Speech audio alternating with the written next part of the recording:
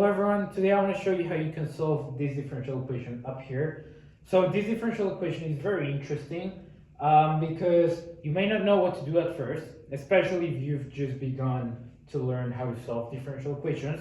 However, I want to show you, especially to those beginners, that differential equations can be solved using a whole lot of substitutions.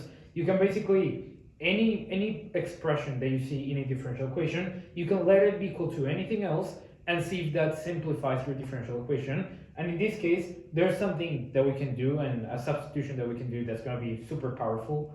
In this case, we can do the following substitution. We can let's say u be equal to x plus y, okay?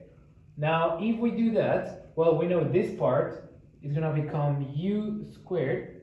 And now what about dy dx? Well, we can solve for dy dx by rewriting this as, so we know if we make this substitution, y should be equal to u minus x, meaning that dy dx is going to be the derivative of u, du dx, minus the derivative of x with respect to x, also known as 1, okay? So instead of writing dy dx, we're going to write this, and we know dy dx equals the right-hand side of our equation, which is x plus y squared, but with our substitution, that's going to become u squared, okay? And now I hope that you can recognize that this is a separable differential equation.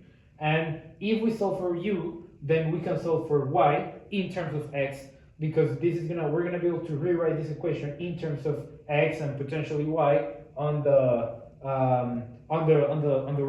left hand side of the equation. Okay, this part will become a function of x. Okay, so let's see what we can do. So I'm gonna move the -1 to the other side of the equation, and we're gonna have du dx is gonna be equal to u squared plus 1. And that means that we can do the following. We can say du divided by u squared plus 1 is equal to dx, okay? So this is what we have. Now we're going to integrate both sides of the equation. Now the right-hand side of this equation, it's trivial, but the left side is a little more difficult. However, we can use trigonometric substitution.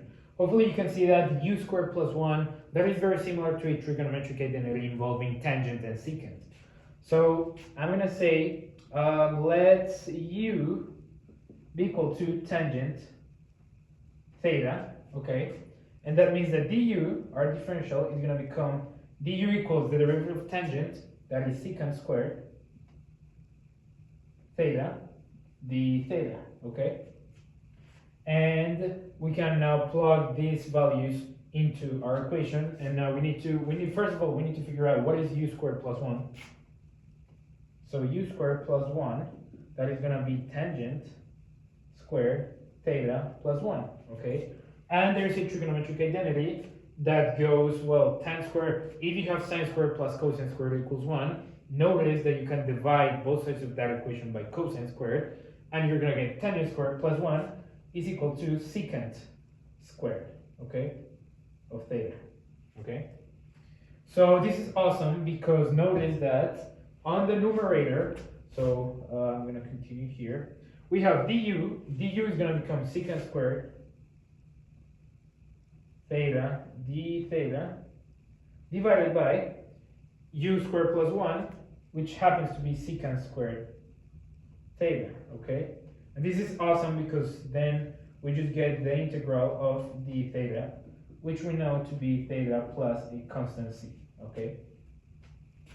And we know that this integral should be equal to the right-hand side of this equation, which is equal to x, okay? And now we just need to undo all the substitutions that we've done so far, and that is going to be our answer. So let's undo the first substitution, theta. So we know that theta is going to be equal to, in terms of u, well, we could say, if you take the arctangent on both sides of this equation, we're going to get that theta is equal to arctangent of u plus a constant, and this is equal to x, okay? Now let's undo the u substitution, which was x plus y, and I'm gonna do it here. So this equation becomes arctangent